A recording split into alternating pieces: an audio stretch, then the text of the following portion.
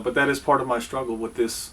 And just to give you an example of what I'm talking about, when I stayed in the homeless shelter in Atlanta, I stayed in 3 different ones. So there was one of the ones I stayed in was the Salvation Army shelter.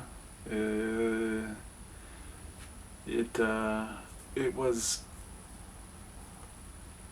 a gender segregated shelter. Men stayed in one bay, women stayed in another bay, and they actually had a room for trans people. And it just so happened that all the trans in that room were male to female trans, or trans women.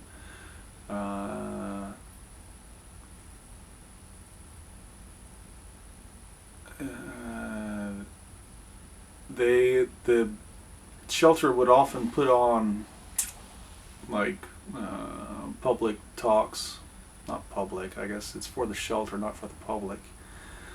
But they would have speakers come in, they would give classes. They were really trying to help people get back on their feet and give people kind of, in some cases it was just inspiration, but sometimes it was also education, talking about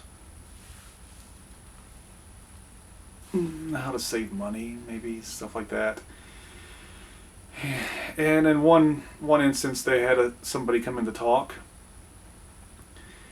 and I was there as a trans woman. I was staying with the trans women, and because I was with the trans women, in most cases, if there was something that was segregated into men and women, I was on the side of the women, not on the side of the men.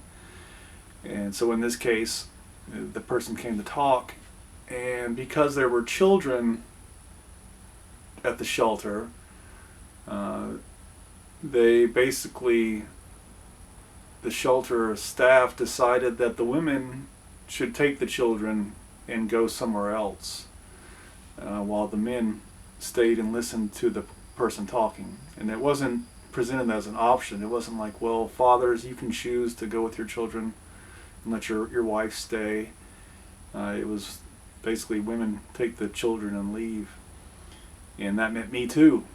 And so, but leaving didn't mean just going off and doing something else. It meant going and sitting in a room with women and talking about whatever the team leader, or whatever you want to call her, wanted to talk about. Which to me was infuriating, humiliating.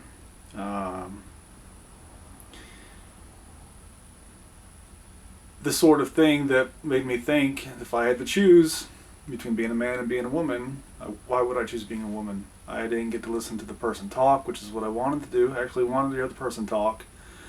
But it wasn't just that I wanted to hear the person talk, it was that I was kind of corralled off to the margin, like I didn't matter. And that is kind of what I'm saying, that I don't see that as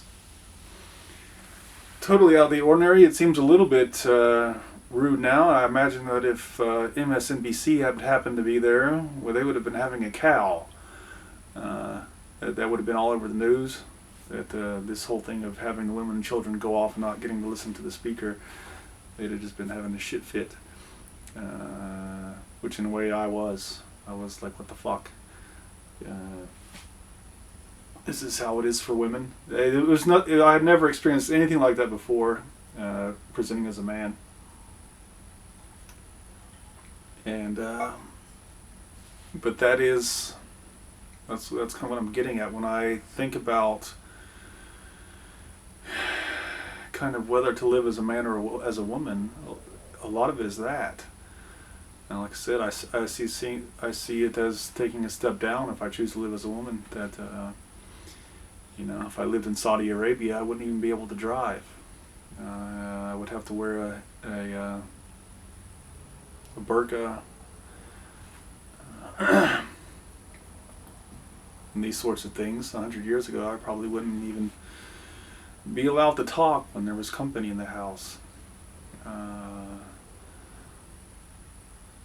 And who would want that?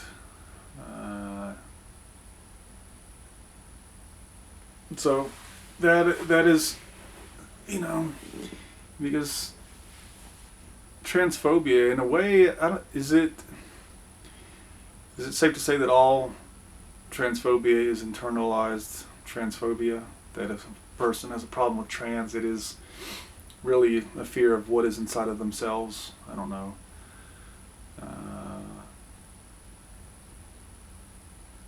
Because why else would you be afraid of trans? What is there to be afraid of?